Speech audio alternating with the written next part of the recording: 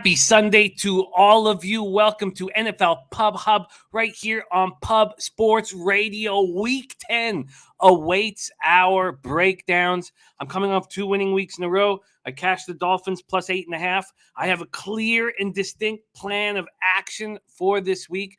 Last week on my Tuesday show, our Tuesday Beat the Line show, I went 7-2. I added 2 bets during the week that went 1-1. Then I added 2 bets after this Sunday show that lost. My plan right now is to stick with just these 5 bets that I have locked in and not add anything. But that is easier said than done. It is great to see all of you. Thank you guys so much for joining us. We have a great show. Man, I am pumped. 11:10 a.m. Rob Bebenek. At 11:25 a.m. Jacksonville Zoe, now our 3rd-ranked performer here on NFL Pub Hub. Then at 11:40, Flash will be joining us from Costa Rica. He's only made 1 appearance on the show. He went 2-1. He is back in business here. Then we have our number 1 ranked capper on the show, Billy Brisbane, at 11:55 a.m. Then the big Ragu at 12:10 p.m. And we're going to close up shop with Connor Mack picks at 12:25. Best bets, sides, totals, props. We track everything. And we want to win badly. Thank you guys so much for joining us. We got Sharif Tankard in the house. Says, let's get some money. Dan Kelly says, Browns team with longest TD at -110. Patriots team with longest TD at -120. Says, no way Belichick's card has a pass longer than 7 yards on it. And then he says, never tell me concerning the Browns. Brian Watson in the house. Professor Chris ready to get to work. There is Nuke Worker. Yes, we have huge stories. I will start with just the biggest stories that are going on now for today's action. And then we will move on. We'll have Bebenek come in and we'll go over my action here very quickly. Deacon Mike, you're $2 richer. There's Jason Bailey in the house. Raymond Reichart ready to get to work. Raymond, it is great to see you. Raymond says that he reeks of booze, bud, and whores this morning. Wouldn't want it any other way. Let's cash. I, on the other hand, reek of sobriety and family. Maybe you see my alertness right now, but I am extremely alert and ready to cash. Not that, reeking of booze, bud, and whores makes you less alert. I'm not saying that at all. Maybe it makes you very, very alert. Great to see all of you guys. We have tons of work to do here. And a giant day awaits. Dan Kelly got more action here. He's got Mac Jones throws an interception. Yes, a -110. There's Sammy Culmer in the house. We were both on the Dolphins plus 8.5 on Thursday. Colts -9.5. Chargers -2.5. Broncos money line. Seahawks plus 3.5. Leonard Welch in the house. We got B-Ball 619. Our guy B-Ball yesterday cashed a little $300 parlay that paid over $9K. Paid over $9K. Shout out B-Ball. Put a big smile on my face when I saw you cash that $9K. Richly deserved, my guy. Burgundy Bets, AB, Mark Schillingberg, Mike M, Gerald Jones. Don't panic. Ick Schnizzle, Ohio's finest. Danny Lopez Cab. Thank you guys all for joining us. Your complacency caused this. Dan Kelly says, please tell me Bebsie had a winning week last week. 6-6. 6-6 down 0.36 units, but he's a second half. He's a second half guy. He digs deep in the second half. I have a great belief in him. And the fact that we've been tracking the difficulty that we've been going through will make it that much more rewarding when we end up in the black. All right, it is time to get to work. Thank you guys all so much for joining. Blackdoor King in the house. Oh, Bon Quickly, ready to get to work.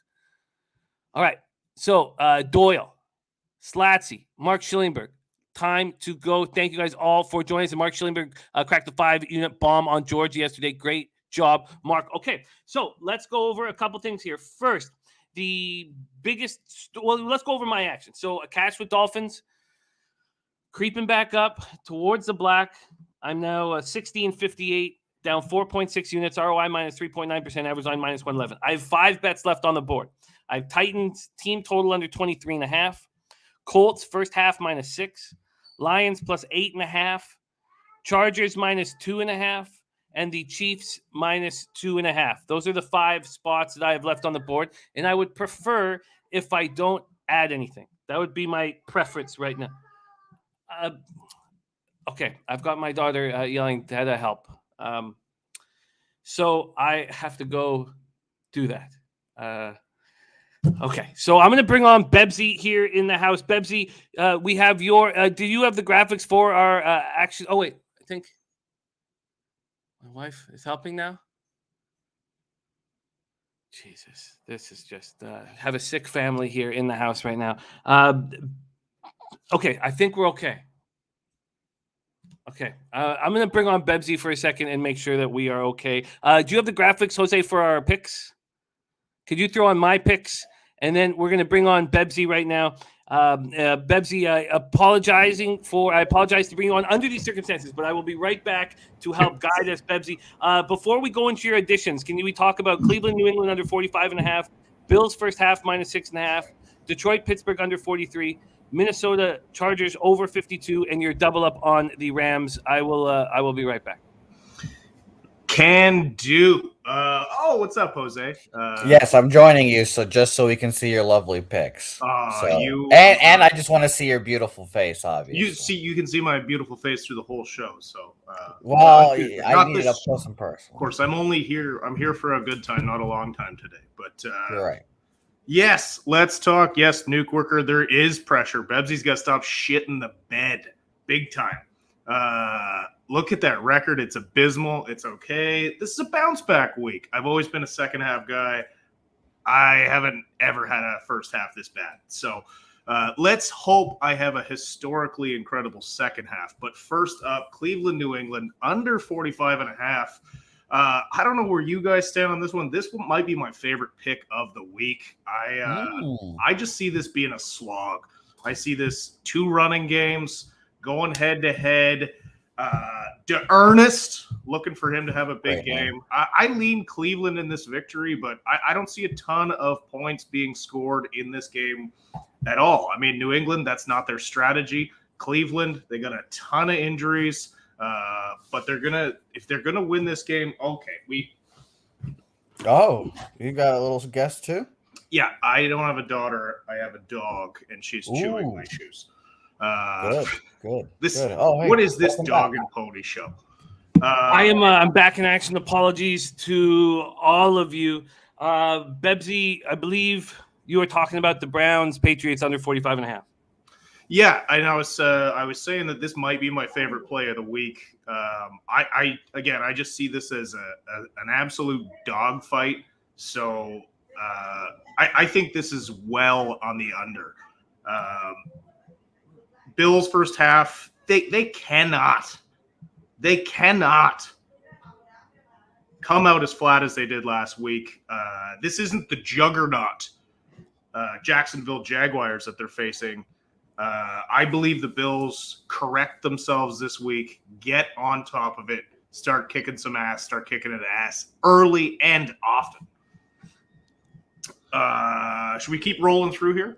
Yeah, well, let's keep rolling through. I'd like just to talk about some of the market moves here. I've got a Pinnacle up right now as we speak, and I got the openers as the site that we've been using has been a problem for the last month. First off, on your under in the Cleveland Browns spot, it's now at 45. So it opened up at 44.5, but you got in at 45.5. So you got at the perfect spot there. For your Bills -6.5. Let's move over there right now. Your Bills -6.5. We have first half is now at 7. The Bills are -101 at 7. So you did a nice job there. A couple things I wanted to go over quickly. Just the biggest stories going on right now. Of course, Ben Roethlisberger reserve COVID list. Won't be available today. As Bebsie mentioned, Browns will be without Nick Chubb, Demetric Felton, and John Kelly, all of which have been placed on the reserve COVID-19 list. Kyler Murray, DeAndre Hopkins are not expected to play at this point. They're not expected to play either of them. Alvin Kamara out for the Saints, so Mark Ingram will carry the load. Julio Jones was placed on IR. Those are the biggest stories right now. Let's just touch on the market movement so far on the 2 games that our Rob Bebenek talked about. He talked about the under 45.5. Right now, there's 34,398 tickets in that Browns-Patriots spot. 53% of the tickets are on the under and just 45% of the cash. So it's basically a flip of a coin either way. In that Bills game, sharp money, big bets all over the Bills. And market moving towards the Bills. 69% of the tickets are on the Bills. 84, now 85. It just changed. 85% of the cash with over 40,000 tickets in. So the Bills opened up at minus 13. They went down to 12 at some books. I mean, Will Hill had them hanging at 12 at one point, and they're now at 13.5. Now that 13.5 is at plus 105. It is at plus 105. Dennis Garcia in the house says, well, my two favorite plays this week were Miami, Denver. Can't use Miami because they already played. So I guess for the second straight week, I'll use Denver -1 as the only play you need today. Okay, Bebsie, let's move over onto your third spot. That is the Lions Steelers under 43 with the Big Ben news. So that total opened up at 43, which is where you got it. Then it went down to 42.5. Some offshores had it at 41.5. Now we have the news of no Big Ben, and it's down to 40.5. You beat that move by 2.5 points. That is a nice spot. Talk to us about your expectations of Mason Rudolph here and what you think about this total. Look, I don't. Yes, that does help that Roethlisberger is out, but it's only marginal. Like, as bad as Mason Rudolph is, he can't be much worse than Big Ben at this stage. The difference is, it's the same thing with Drew Brees last year, Peyton Manning in the twilight of his career. You're just hoping for these noodle-armed old guys to not screw up. And that's really what they do well. They command the offense. They know how to read a defense. That's the advantage. Physically, Mason Rudolph has the advantage.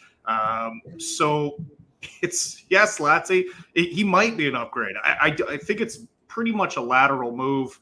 I'm not.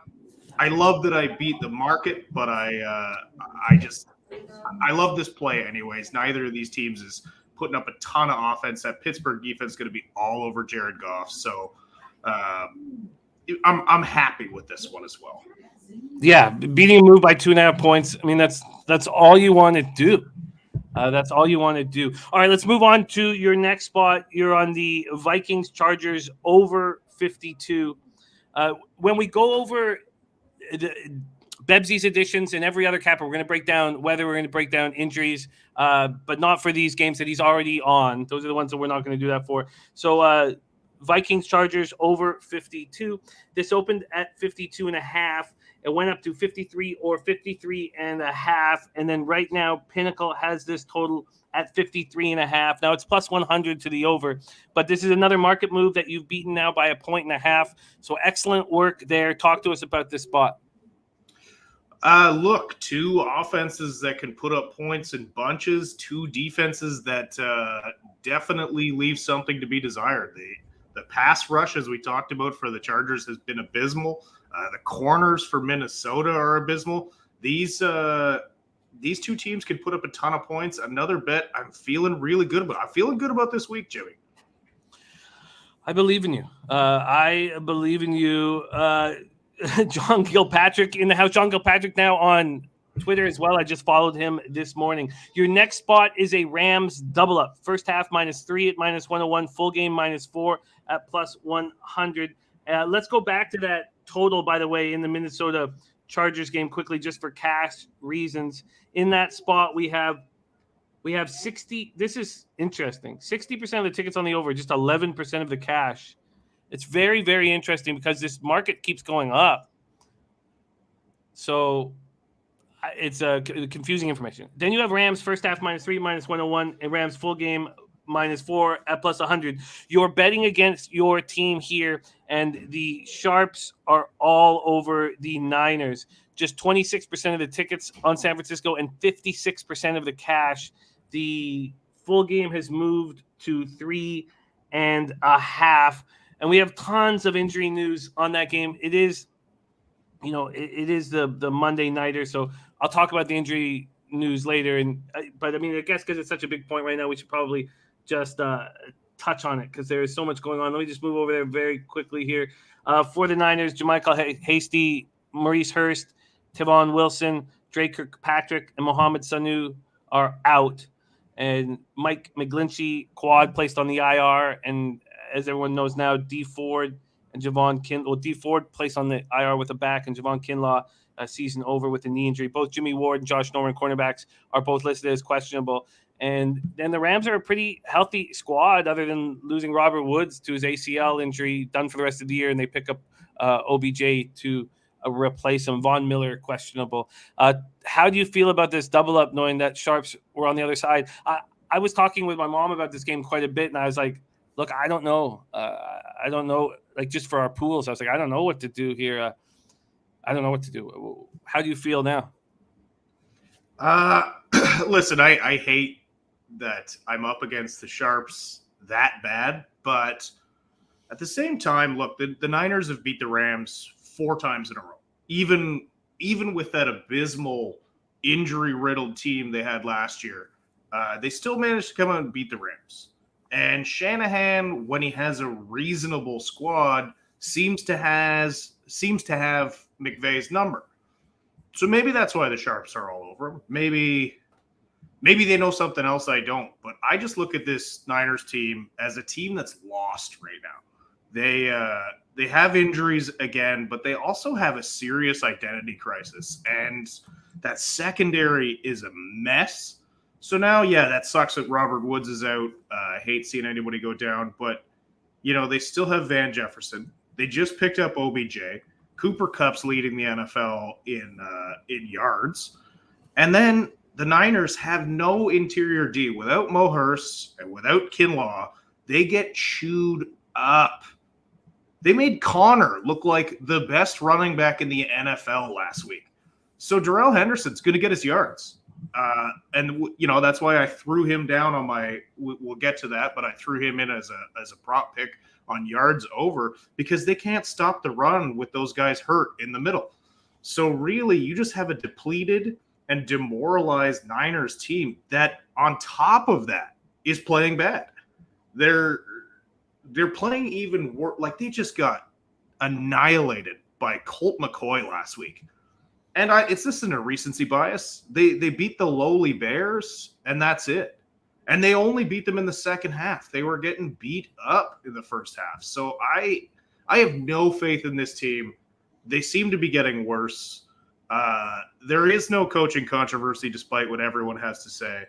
And I'm surprised to hear that the Sharps are on this. And you know what? Sharps aren't having a great year. So I'm still okay with this bet. I hear you, and we're going to talk about your Henderson spots. So those are the spots that Bebsie rocked on Tuesday night. I do need to interject. There's been like 20 comments about what I'm wearing. I just took my dog out for a walk, and it's 4 degrees here in Toronto, Ontario, Canada, and I haven't changed. Okay, guys, that's why I'm wearing a toque, not a beanie, and I'm wearing a hooded sweatshirt. Okay. All right. Good Lord. Cool. Stay cool, Bebsie. Keep your cool. Quickly, we have where is it? Sorry. Jedi for Life wants to take one last look at my action there. If you could pop that up very quickly. That's all I have left. That's hopefully all that I use. All right, let's move on to Bebsie's additions right now. We're going to start here with the Tampa Bay Buccaneers at Washington football team. Tampa Bay-Washington. This opened Tampa Bay as 10-point favorites. It was moving towards 9.5 earlier in the week. Both teams coming off byes. It's back at 10. This total sitting at 50.5. Earlier in the week, it opened at 51.5 and had dropped to 51. Now at 50.5. 48 Fahrenheit, mostly cloudy, 9 miles per hour. For the cash flow in this game, there's 42,116 tickets in. 76% of the tickets, 75% of the cash on the Bucks. 56% of the tickets, 63% of the cash on the over. And injuries: Antonio Brown, ankle. Rob Gronkowski, ribs. Cornerback Rashard Robinson, hamstring, out. Cornerback D Delaney, ankle. JPP, outside linebacker, shoulder, hand. And Chris Godwin, foot, is expected to play. For Washington, wide receiver Curtis Samuel, cornerback Benson St. Juste, defensive end Montez Sweat, out. And then wide receiver Jami Brown, tackle Samuel Cosme, tight end Sammy Reyes, questionable. You have 2 moves on this game, Bebsie. Talk them out with us. Well, yeah, look, I moved on this under because, again, I think it's going to be a low-scoring affair. You got some injuries for the Bucs, but again, I'm leaning on just how bad the Bucs have been on the road. And I was waiting. I said on Tuesday I wanted to see this line get a little bit better. I got the 10. I am pumped to get this 10 because, look, I think the Bucs are going to win. And I think, in theory, the Bucs should smash, but they've played so poorly on the road. I wanted the value. I took the points. Feeling good about this one as well. But you know what? Every time I bet on Tom Brady, if it's for or against, he fucks me. I think he knows that I talk shit about him, and he turns it on or turns it off whenever he wants. So who knows? But I do feel good about this play. I think there's a ton of value. If you can still get a plus 10 anywhere, hop on it. And I also, like I said, low scoring affair in this one.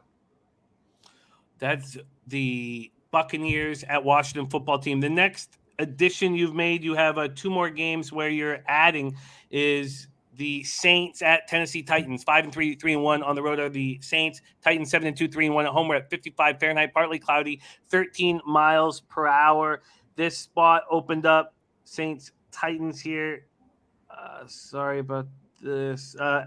With the Titans as 3-point favorites. This total opened up at 45 and then dropped to 44. Right now, as we speak at Pinnacle, they're still 3-point favorites, although that -3 is at plus 101. And this total has dropped to 43.5. Cash-wise, we have 46,251 tickets in. 35% of the tickets are on the Saints and 57% of the cash. So that's a nice little spot if you are back in the Saints with Kamara hurt. And then 54% of tickets are on the under, just 49% of cash on the under. So it's pretty much a coin flip there. Kamara, safety, CJ Gardner-Johnson, foot, Teron Armstead, knee, shoulder out. Wide receiver, Ty Montgomery, defensive end, Carl Granderson, shoulder questionable. For the Titans, Julio Jones, hamstring, placed on the IR Saturday. Dane Cruikshank, knee. Linebacker David Long, hamstring. Cornerback Greg Maben, ankle, out. Rashawn Evans, ankle. Linebacker Rashawn, out.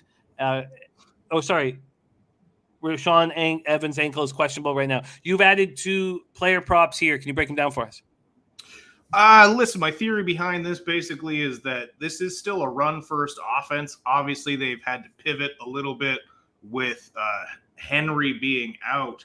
And I never thought that I would, again, in life, ever be putting money on an Adrian Peterson prop.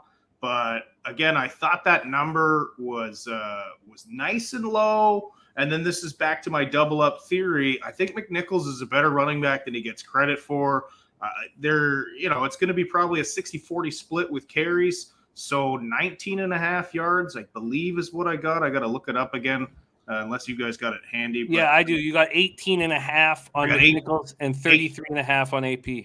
Yeah. So again, like 2 very, very low numbers. Yes. Saints defense is fantastic, so that worries me a little bit.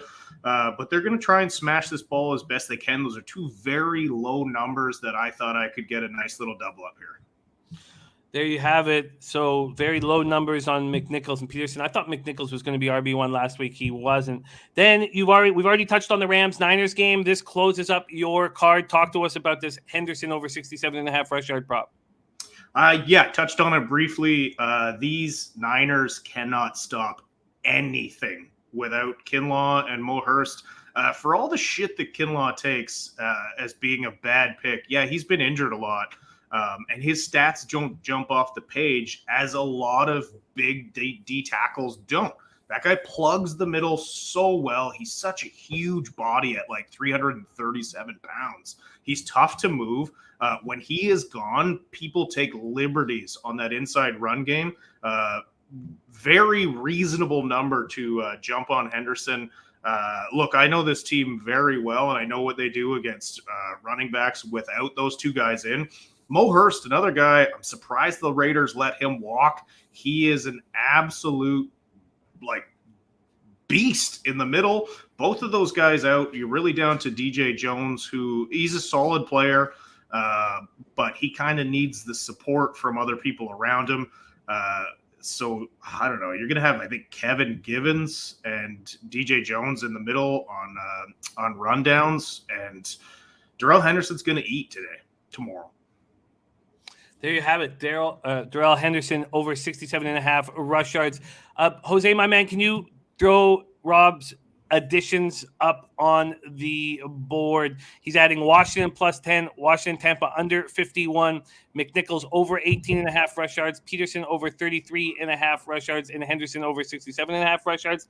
And he opened with, on Tuesday, the Browns, Patriots under 45.5, Bills first half minus 6.5, Detroit-Pittsburgh under 43, Minnesota Chargers over 52, and the double up on the Rams. Bebsie, my man, go get it today. Second half. We're in the second half, and everything's going to change for you. You're going to build back up, man. I believe in you. Thank you for rolling with us. Any last words for these great cappers supporting the show?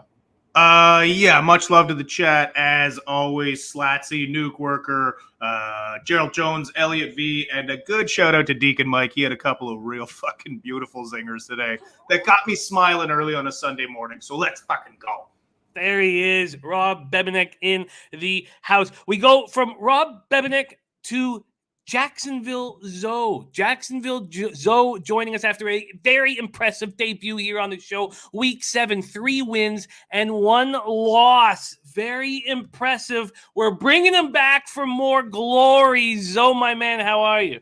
I'm doing well this morning, Jimmy. I was watching Bebsie. I didn't know that we had to have makeup and hairdo and everything else when we came on your show. I didn't realize that was a thing now. Yes, it is. We want you to look your very, very, very best. And you've let us down, so you've dropped the ball. No, you're looking good. We don't care about looks. We care about winners. And that was exactly what you delivered in week 7.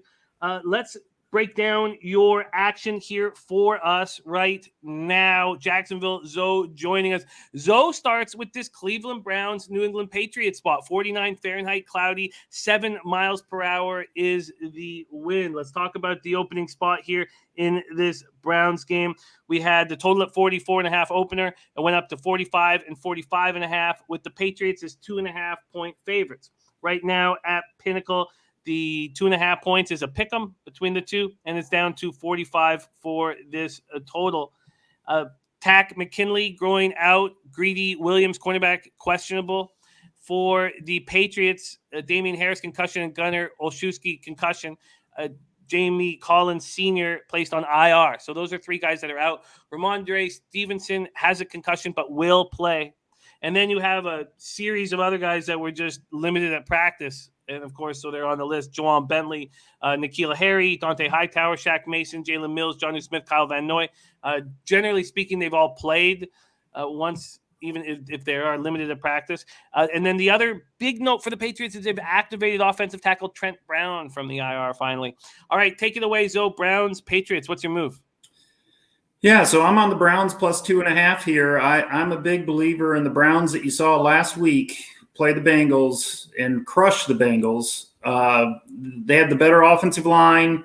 The defense is really playing well, and you get rid of the headache of OBJ being off the team now.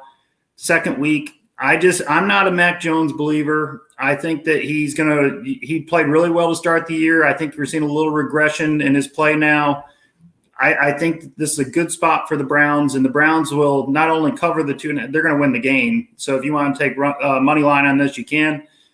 I'm not a big money line bettor, so I just took the 2.5 and roll with it.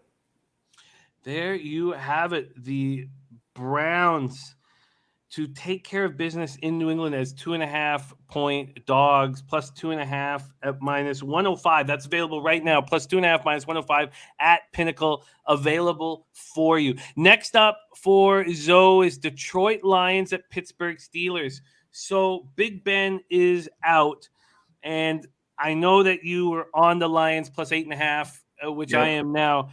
But because of the big market move, there's a couple guys in this situation. We're not going to make this an official pick at that number, just because it wasn't put out into the world. Now, to fix this, Zoe, anytime that you're going to come on the show, if you tweet out your action, with whatever market's available, then we will make that an official play, and I'll say, look, he tweeted out. But in fairness to everybody watching and trying to make this accountable as possible. So that you got plus 8.5. This number keeps dropping.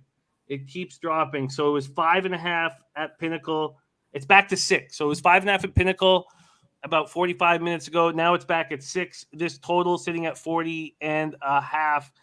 And we might have snow. We might have snow for the first game of the year. There's another spot where there might be snow.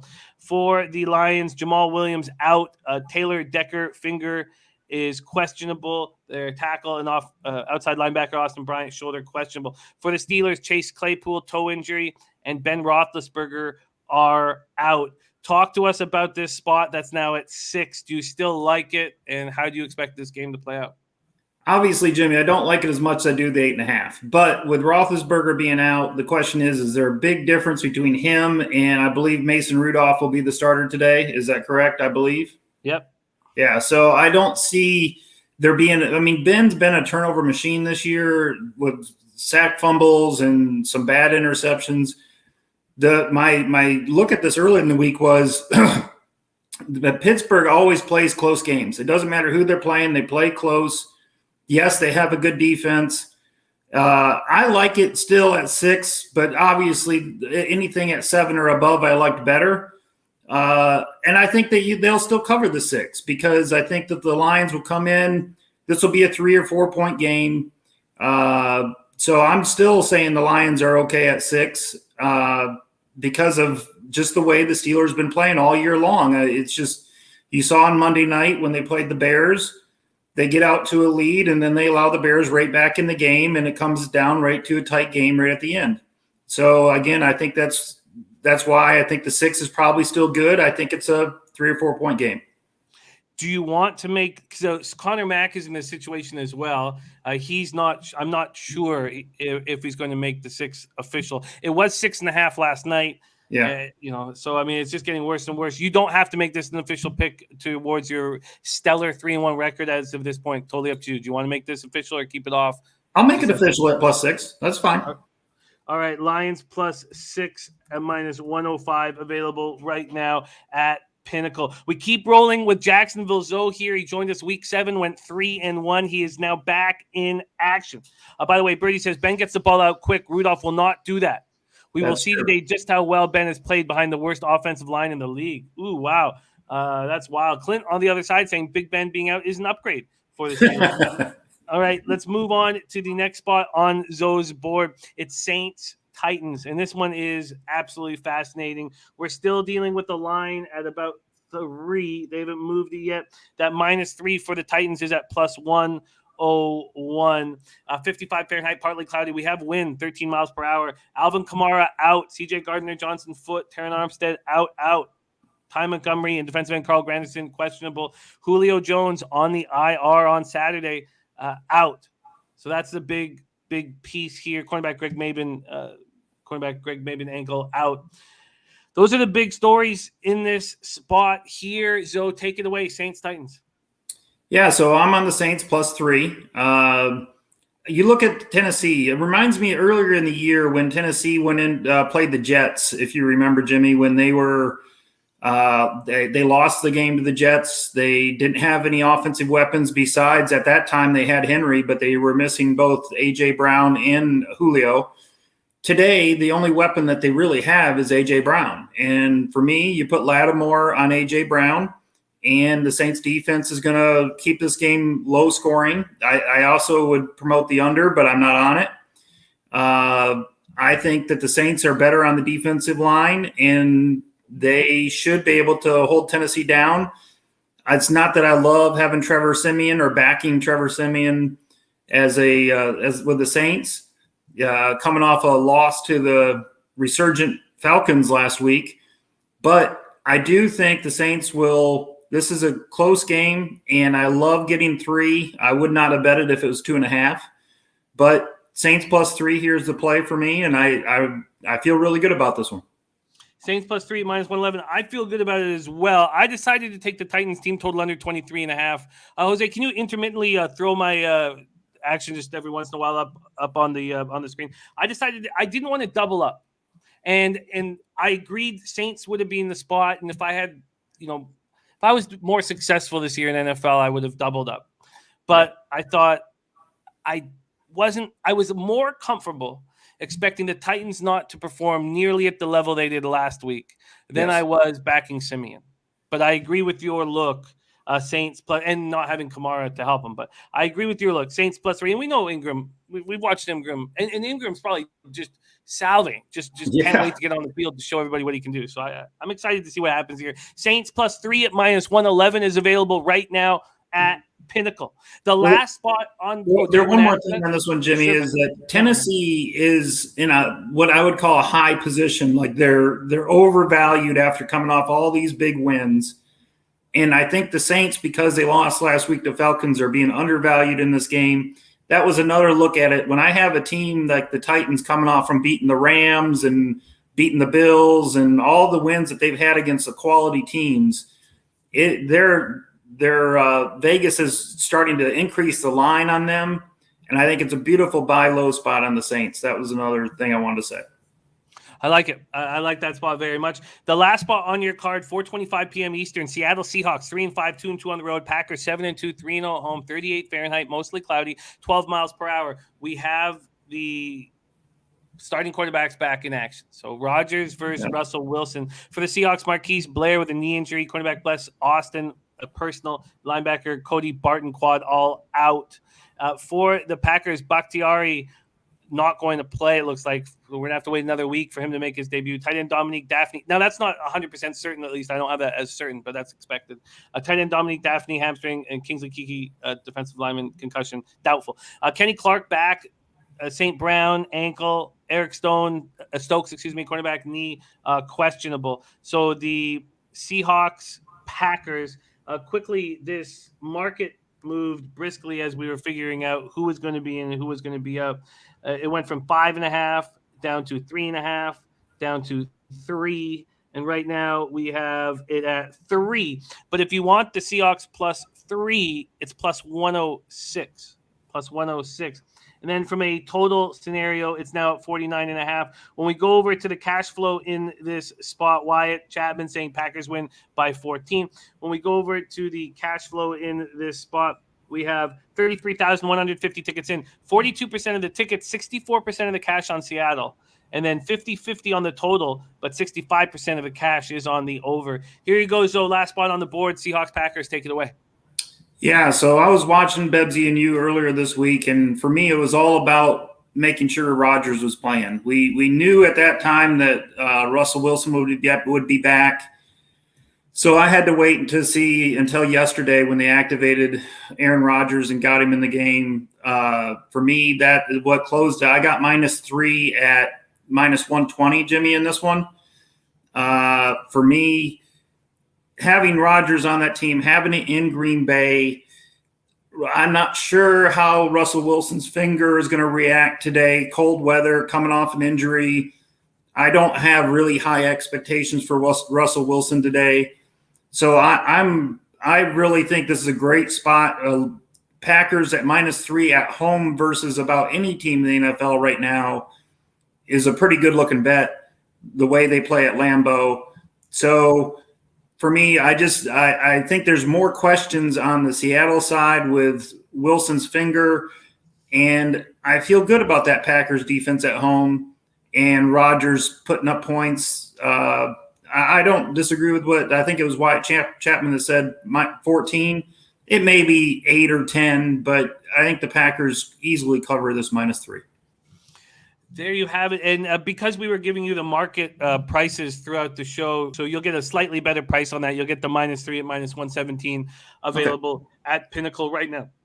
Let's review our action from Jacksonville Zoe. Again, he joined us week 7, went 3-1. He's on the Browns +2.5 at -105. The Lions +6 at -105. The Saints +3 at -111. And the Packers -3 at -117. Zoe, thank you so much for joining us. We want more of you on this show. Keep up the cashers, my man. Any last words? And I'm going to pop Zoe's Twitter handle here in the chat very quickly, so you guys can all go jump and follow our guy Zoe, who does a bunch of our MMA shows here on Pop Sports Radio as well. So any last words for the great cappers here supporting the show?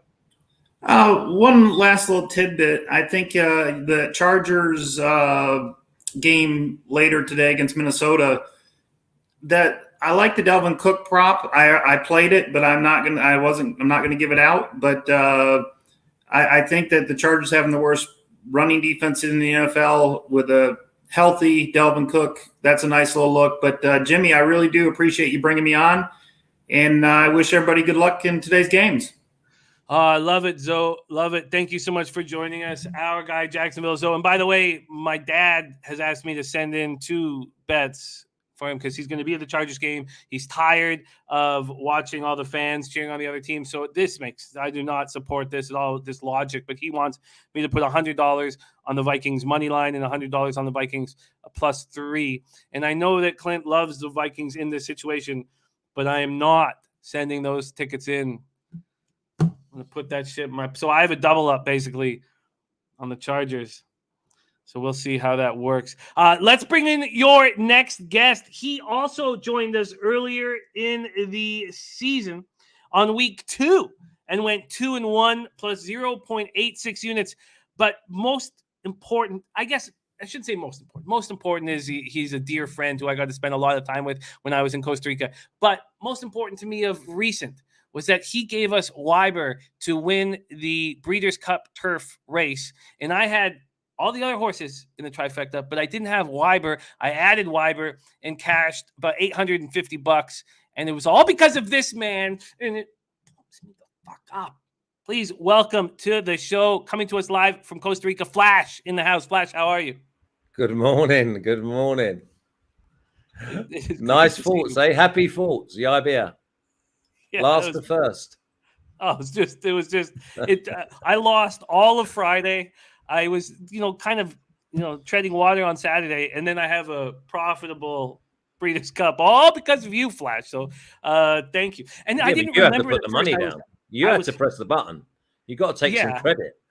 Well, but I remember afterwards I was drunk and happy and I was like, how did I cash this? And I was like, I was going over my notes. I was like, I don't have Weiber here. And then I got this memory of you, Flash. I had to sit through 9 races. Golden Pal came out nice early, so it was a free roll then for the rest of the show. I had a couple of horses that I wanted to be with that were drawn so badly, so I had to sit. Then Master of the Seas got scratched and Space Blues pissed up.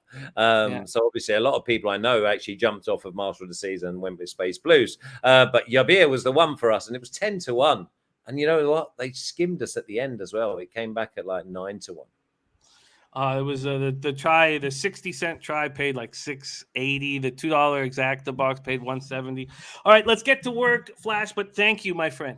Thank you. No worries. Always nice to help. Coming off a 2-1 plus 0.86 unit week 2, he's joining us once again, and he gets his card started here in Saints Titans. Saints 5-3, 3-1 on the road. Titans 7-2, 3-1 at home. We're 55 Fahrenheit, partly cloudy, 13 miles per hour. We've talked about this spot quite a bit. Kamara out for the Saints. The Titans don't have Julio Jones or Derrick Henry. I mean, those are the biggest parts in this puzzle. And with this cash flow here, we have 49,101 tickets in. 35% of the tickets are on the Saints, 57% of the cash. So clearly sharp money or big bets are on the Saints. And then from a total perspective, we have 53% of tickets on the under, 46% of cash on the under. And your action correlates nicely with my plan in this game. I am on the Titans team total under 23.5. Tell us about the team total that you are on, Flash. I'm just going with the Saints over 20.5 points. I feel as if they get 3 touchdowns. The big thing about this game is I've heard a lot of people say, oh, it's going to be an under, it's going to be an under. But I don't think either sides are going to want to or be able to run the ball. I mean, both of the defensive lines are really strong. They're really good against the run. So I think they're going to have to throw it. And then with the pass interferences that we're seeing that are fictitious, ghost PIs, I just see there's going to be points put up. So I thought it was quite safe. I think the Saints win the game, to be honest. I've not been high on the Titans, which has kicked me in the arse for the last 5 weeks. But I just think that the Saints have got... when you go into a game like this and you're prepping, everything's prepped around Kamara. Okay, so if you're the Titans, you're going for Kamara. All of a sudden, Peyton's got 4 or 5 ghost weapons. Yes, and not of Kamara, because not many people are. But I just thought that the under 3 touchdowns for a side that can blow and are going to need to throw the ball to score points, I feel as if it was an easy shot for me. But I feel as if the Saints are going to win this game. They're going to be like maybe, I don't know, 24-17, something like that. I hope that's the case. As I said earlier, I would have doubled up on this spot, but I'm trying to stay away from double up spots. And so I'm just on the Titans team total under. But I agree with the analysis, and I will be cheering for you because I believe that will. I believe I believe we can both cash in this spot comfortably here. Saints team total over 20.5 at -110 for our Flash. We move on. Flash's next spot is the Sunday nighter. The Sunday nighter. Chiefs 5-4, 2-2 on the road. Raiders 5-3, 3-1 at home. L'Jarius Sneed for the Chiefs has an ankle wrist issue. He is questionable, and Mike Remmers is out. So that is a problem. The Chiefs are going to be down both of their right tackles. So Andrew. Oh yeah, but again, they've not stopped anyone all season with them in. So listen, I cannot believe this. I don't like the Raiders. I'll go on record and say I think the Raiders are so loose. I would be happy to go Chiefs -6.5. I think they win by a touchdown. I just cannot see this is almost like a free hit for the Chiefs because they've been so poor. But because the team, no one's running away with it in the AFC. I'm thinking, okay, you can win in, but you've got to take care of these. These are not even in the same league as the Chiefs. Mahomes is due to actually connect with 3 completions on a trot. So I've just got to go with -2.5. The Chiefs. No, I just don't even see how that's even a danger. And I've also done, and again, I just said maybe I should add this maybe at the end. I've done a 2-team 6-point teaser, and everyone says you should never go through 0. But I have, just because the Chiefs like to keep games close when they shouldn't be. But I've gone with the Chiefs at +3.5 and the Bucks -4 at -110, just in my 2-team teaser. So I've got basically the Chiefs at -2.5, but I'm happy to go with up to maybe -6. I think they win by 7. Well, and is the 2-team 6-point teaser Chiefs +3, Bucks -4 an official pick for the show here? Yeah, you can do. I've done it myself, so why not? Okay. All right, we'll lock that in. Get Jose to do something as soon as he had Friday night off, Yes, it is. But did you see Canada take out Costa Rica? I mean, that was a little bit of soccer action for you, or do you not even care? You don't even care. No. So where was he? Where was he on Friday? Do you know? Was he missing? We said he had a bird on the go. Look at this. Look at this. I can't get in 5 minutes without getting shit talked by Flash. Look at this. Yeah, I went to a Spurs game last. It's a tough game. Listen, you got a job to do. You should know. You're right. You cannot make arrangements on a Friday night. It's as simple as that. If I didn't turn up on a Friday night, what sort of show would you have with just you and Alex? Yeah, it would be a better show. That's what it would turn out to be. Yeah. All right, let's stay focused. Let's stay focused here. Here. I'm also on the Chiefs with you. Why wouldn't you be? Who's going to be on the who's going to be on the Raiders? They're shit. I understand that there's a black cloud hanging over that franchise right now. And I understand that this could be a buy low spot on the Chiefs, but I do think that there is a vividness bias in play for our Chiefs bets.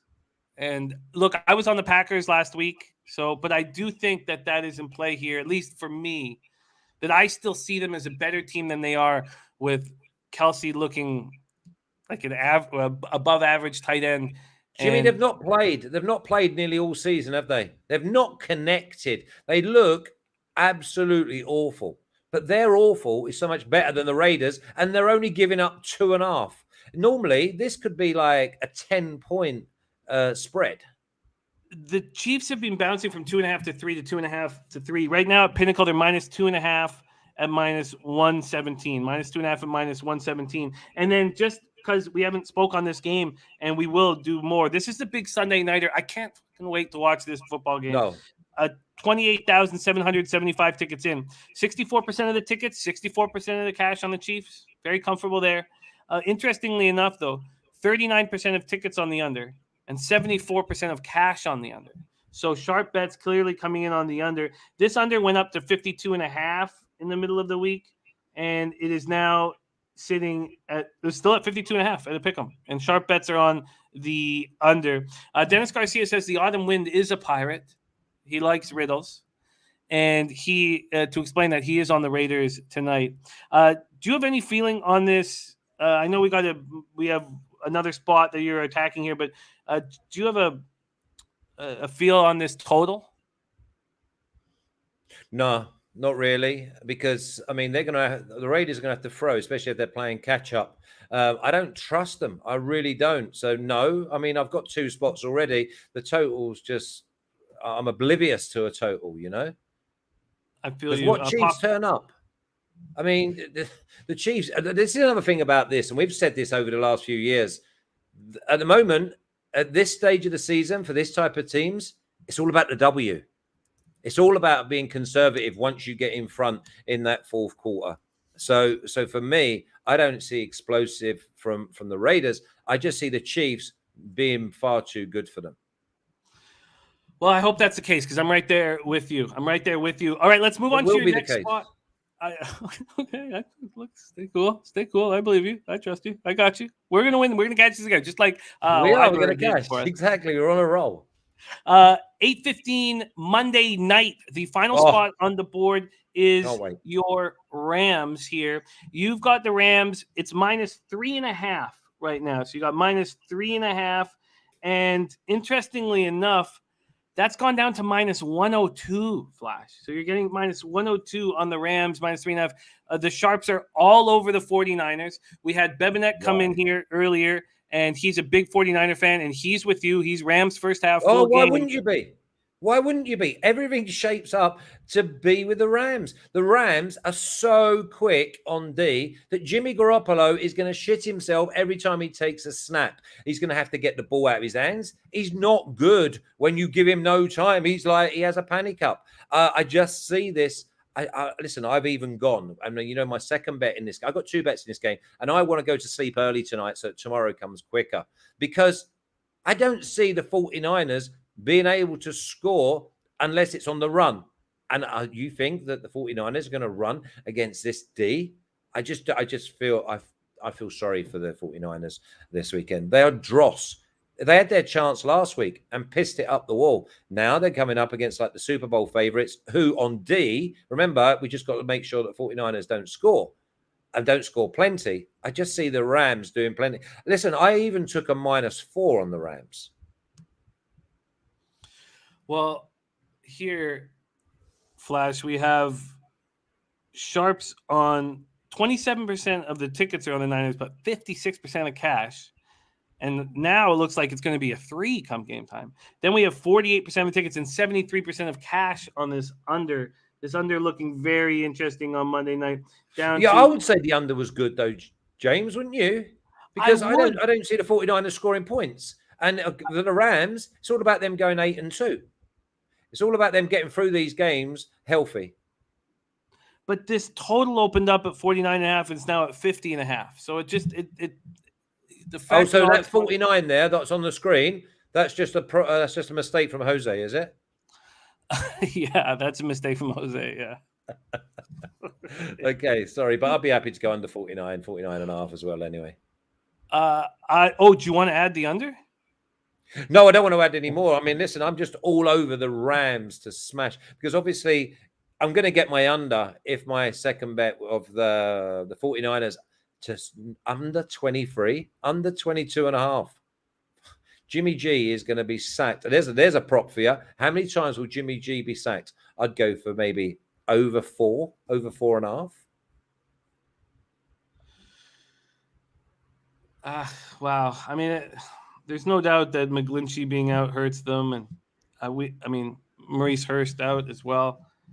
On the other side of the ball, but yeah, they have a ton of injury issues. Look, I get it. Rams -3.5 at -102. We have the star of our Friday night soccer show here, football show here on joining us talking American football, but he stars in our Friday night No Clean Sheets soccer show with our friend Alex from Romania. Let's review Flash's action here. Saints team total over 20.5, Chiefs -2.5.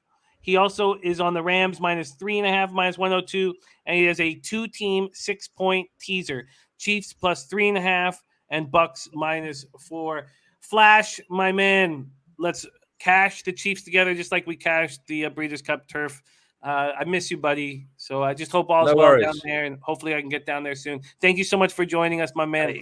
And good luck to everyone. I'm gonna pop on Flash's Twitter handle right now so you guys can follow our guy Flash _37. Follow our guy. Just wants us all to beat the books. Exactly. Good luck to everyone. Have a great Sunday. Thanks for joining us, my man. There he is, Flash, joining us. We go from Flash. So we just had the 4th ranked capper and the 3rd ranked capper, Zoe number 3, Flash number 4. Up next, our number 1 ranked capper on the show. He's had 4 weeks on the show. He's joined us week 2, week 4, week 6, and week 7. Every week he's joined us has been a winning week. Not only that, but every week he's joined us, he's had a better and better and better and better record. Week 2, 2-2 plus 0.35 units. Week 4, 3-2 plus 1.2 units. Week 6, 3-1 plus 1.9 units. Week 7, 3-1 plus 1.95 units. 11-6 plus 5.4 units. And the number 1 ranked capper on our NFL Pub Hub. Please welcome to the show, Billy Brisbane in the house. Brizzy. What is up? What is up? I got the Johnny Manziel jersey on today. I'm back from MMA vacation. I'm ready to make some money today. Well, let's make that money, Brizzy. You've been superb on the show, and let's get right to work. Brizzy gets his card started with Atlanta Falcons, 4-4, 3-1 on the road at Dallas Cowboys, 6-2, 3-1 at home. Injury issues here for the Falcons. Defensive back Kendall Sheffield, hamstring out. Linebacker Stephen Means, knee. Tight end Lee Smith, back. Defensive lineman Jonathan Bullard, concussion, doubtful. Defensive lineman John Kaminsky, shoulder, questionable. For the Cowboys, Tyron Smith, ankle. Defensive end Randy Gregory, foot, placed on IR, out. Wide receiver Cedric Wilson, shoulder. Will Greer, knee, questionable. So Michael Parsons will shift back to the edge with Gregory's absence. And they're expected to have Michael Gallup in business here. Michael Gallup. And then Terrence Steele is expected to start at left tackle for Smith. We've seen this market quickly move towards the Falcons, and we expected that. We knew that the way this was set up with the Falcons at +10, after going in New Orleans, where we were on them last week, they set this up at +10 to take tons of Falcons money because of everybody seeing what they saw last week. And that made me just want to stay off the game. So it feels like it's possible that Dallas, who looked so bad last week, will destroy Atlanta and the books will become filthy rich. That's what it feels like. Let's move over to the cash flow on this spot. And look, I'm not going to sit here on Dallas at -8, although if you were solely playing your expectations on market moves, I would say it would be the bet. We have 50-50 of tickets and 59% of the cash on the Falcons, and then 61% of tickets on the over and 45% of cash on the over. You have 2 player props to start your card. Take it away, Briz.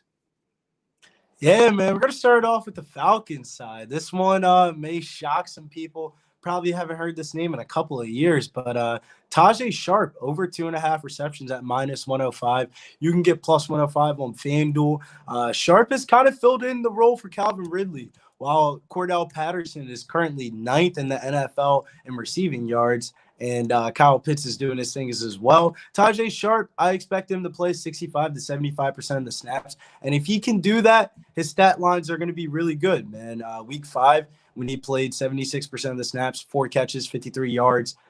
Week 8, 5 catches, 58 yards. And then last week, kind of a bad week, 1 catch, 12 yards, played about 86% of the snaps. If he can get the amount of snaps and Dallas can put up the amount of points that the bookies expect, Tajay Sharp should get over 3.5 receptions pretty easily. And it's only at 2.5, so we're going to take this one to the bank. Way too cheap of a price tag. Man, Tajay Sharp, don't fuck me over. Tajay Sharp, don't fuck me over. Let's make t-shirts. Tajay Sharp over 2.5 receptions plus 105 at FanDuel. That's how you get your card started, but you have another look on this game. Take it away, Briz. Yeah, the highest implied team total on the slate this week is going to be Dallas Cowboys, one of the highest fantasy owned players on the slate this week is going to be Amari Cooper. So why did they put his anytime touchdown prop at plus 130? I don't know, but we're going to go straight to the bank in this one. It's a great matchup against the Falcons. Amari Cooper absolutely smashes in home games. In 15 home games, Amari Cooper has had 88 receptions, 1,406 receiving yards, and 8 touchdowns. I'm going to go right back to the well here. Short, sweet, simple, Amari Cooper, anytime touchdown. So we have our guy Brizzy getting his card started with 2+ spots in the prop market. Tajay Sharp over 2.5 receptions at plus 105. Amari Cooper touchdown anytime at plus 130. That is Falcons Cowboys. Next up for Briz is the Buffalo Bills at New York Jets. 48 Fahrenheit, cloudy, 6 miles per hour. These Bills now 5-3, 2-2 on the road. Jets 2-6, but 2-1 at home. For the Bills, linebacker Tremaine Edmonds hamstring out. Zach Moss has cleared concussion protocol. Running back, as has cornerback Taron Johnson. They both cleared concussion protocol. For the Jets, Chuma Edoga was placed on the IR Saturday. Wide receiver Denzel Mims is on the COVID list. And safety Marcus May has an Achilles injury. He is done for the season, out. Zach Wilson did practice in full Friday, but it doesn't look like he will be starting. I don't know if anybody has that confirmed. He's not expected to start, and is listed as doubtful. Tevin Coleman, hamstring. Corey Davis, hip. Wide receiver and running back, respectively. Coleman, the running back. Defensive lineman Shaq Lawson, hamstring. And offensive lineman Alijah Vera Tucker. All those players that are listed as questionable were full participants on Friday, and Salah expects them all to play. Tevin Coleman hasn't played since week 6. Davis hasn't played since week 8. When we go over to the market in this game, we have big bets coming in on Buffalo. And that wasn't the case earlier in the week. Earlier in the week, it opened up minus 13. Earlier in the week, they went down to 12.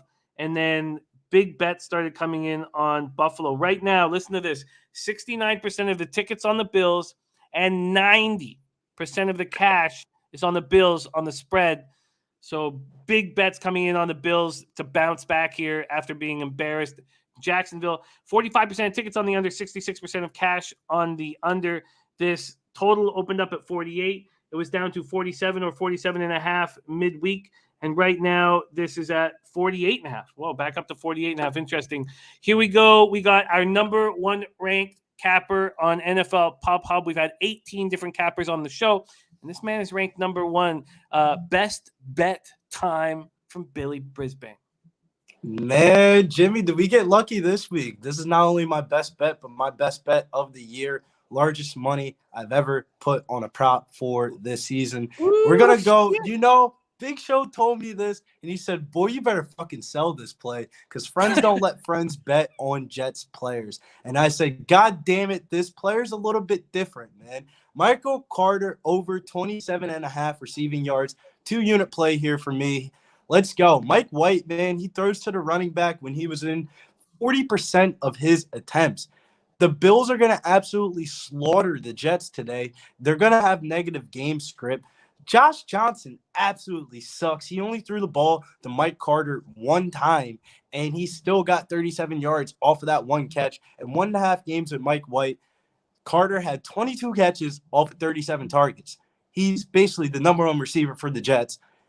It's gonna this prop astonished me because I bet this on Thursday Night Football a couple of weeks ago, and it was at 37.5 yards.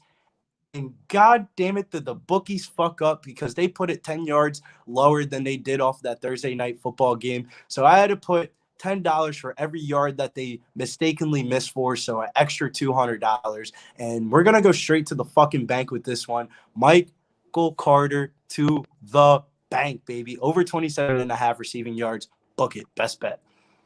I love it. Michael Carter over 27.5 receiving yards minus 115 at BetMGM.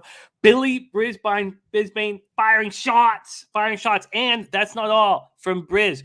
We have a prop bet that's available at BetMGM for a big score. Briz, take it away and walk us through it. Yeah, this one was a late add, Jimmy. I saw this one this morning and I was like, is there a way I could add this to my board? Because this one's absolutely absurd.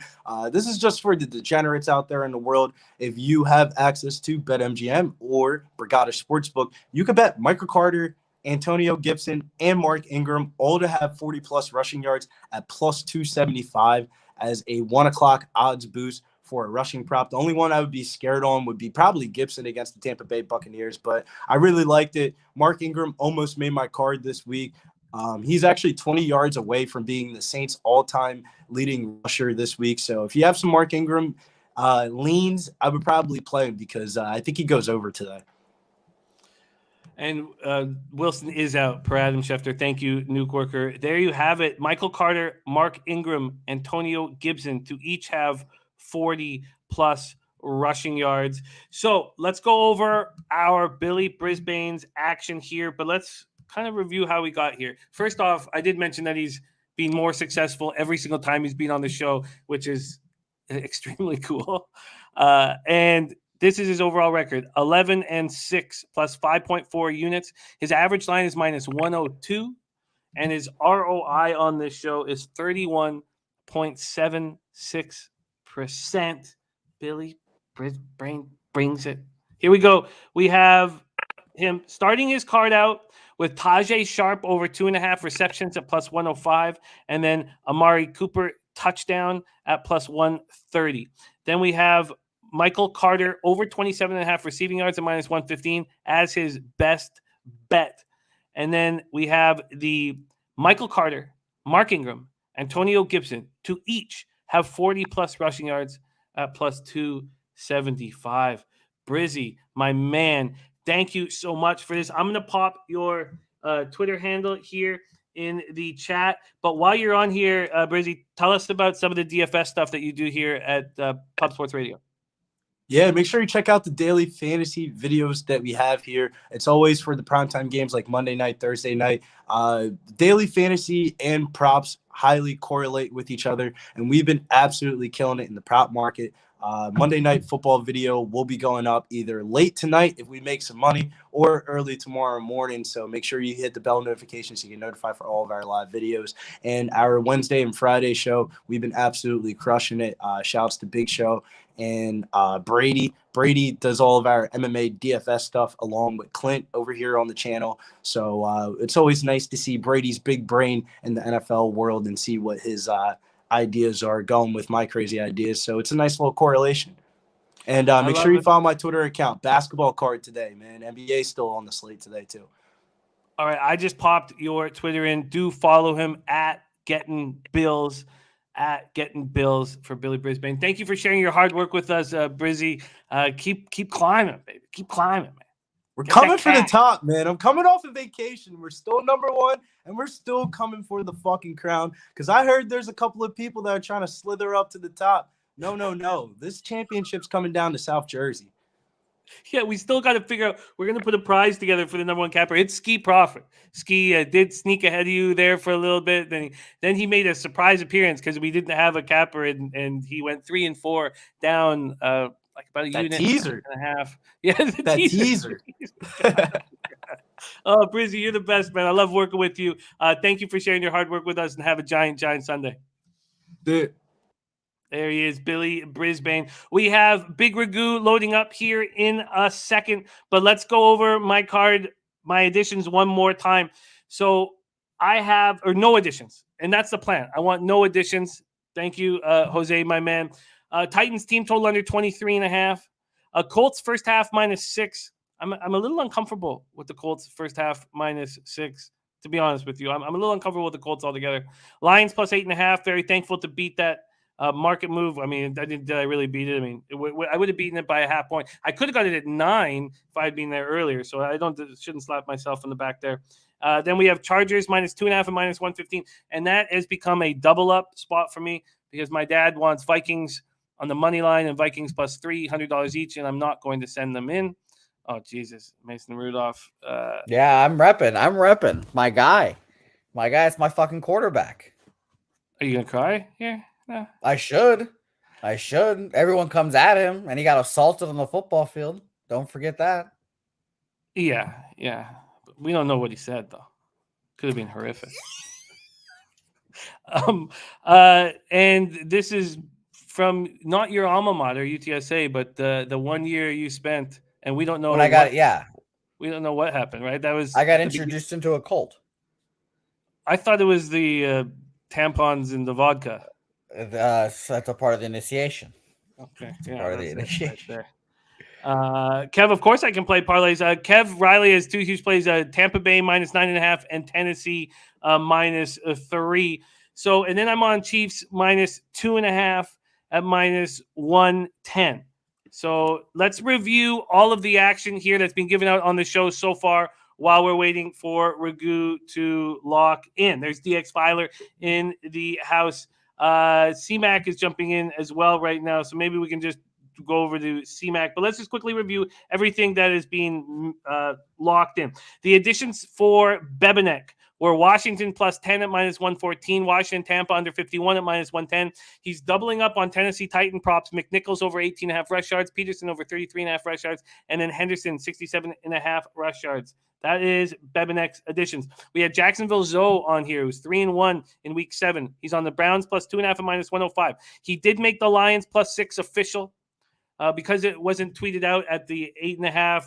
We wouldn't make that an official play here because, as we can't promise you winners, we can promise you honesty and transparency and legitimacy. And then we have Saints +3 at -111. And Packers -3 at -117. Flash is on the Saints team, total over 20.5.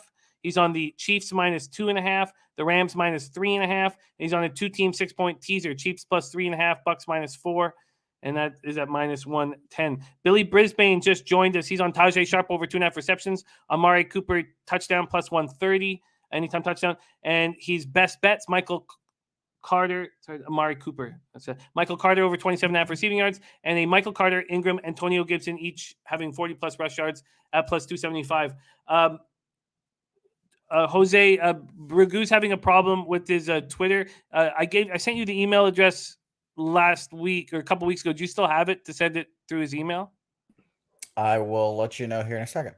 Okay, thank you. But we have CMAC coming through for us when we need him. CMAC in the house, the star of our NCAA basketball show alongside Maxwell Smart, Monday through Friday at 5 p.m. Eastern. Also, he's on the Monday Beat the Books NCAA football show, and then he comes back and hits us live on Saturdays.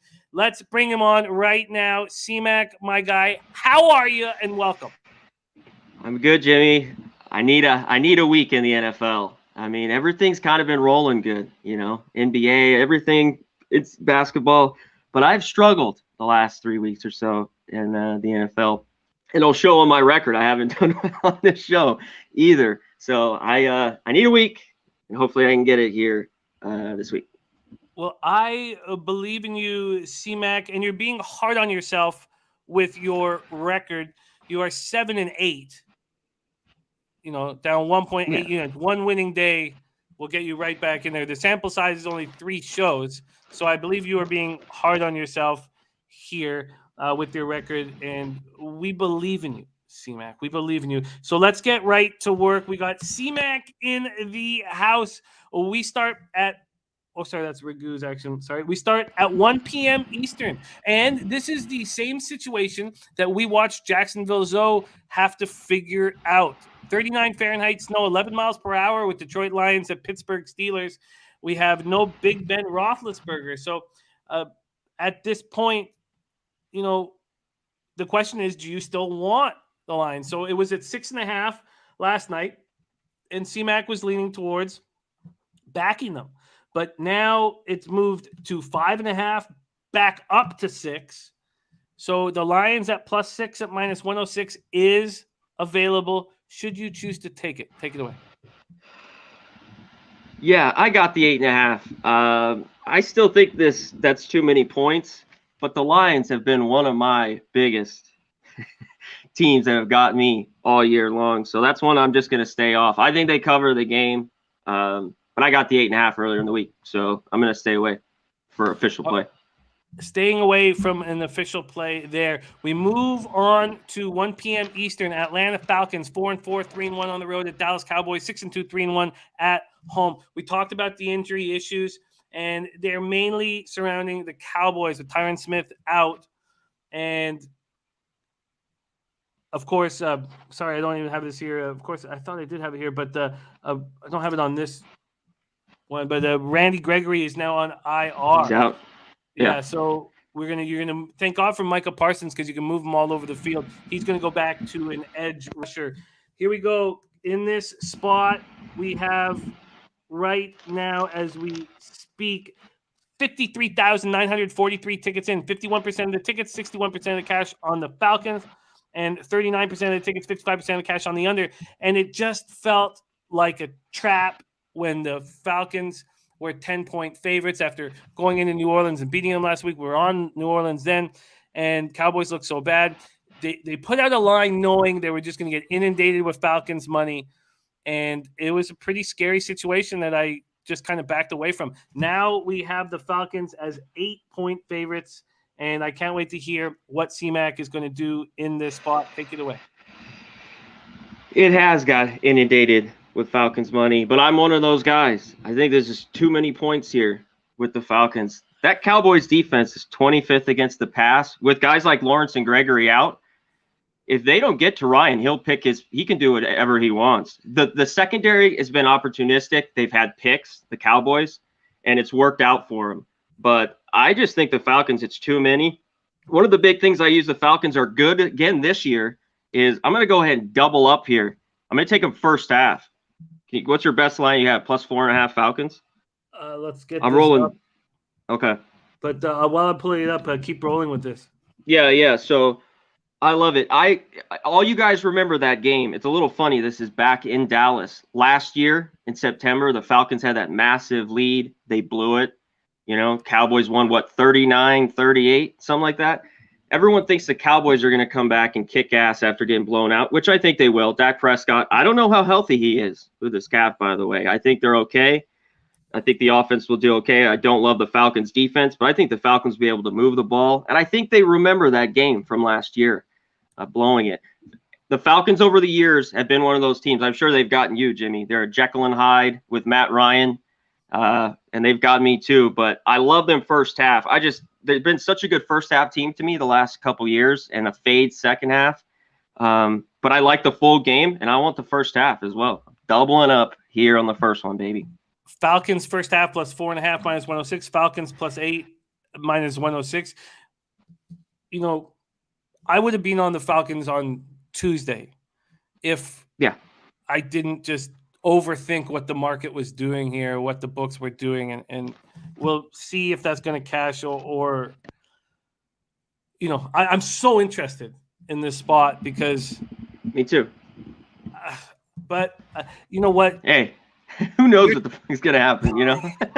Shit, I love it. I mean, you're trusting your capping, and that's something that I haven't been doing as much lately. When the market just does something that I think is going to obviously get a certain amount of wagers in one direction, and that just scares me.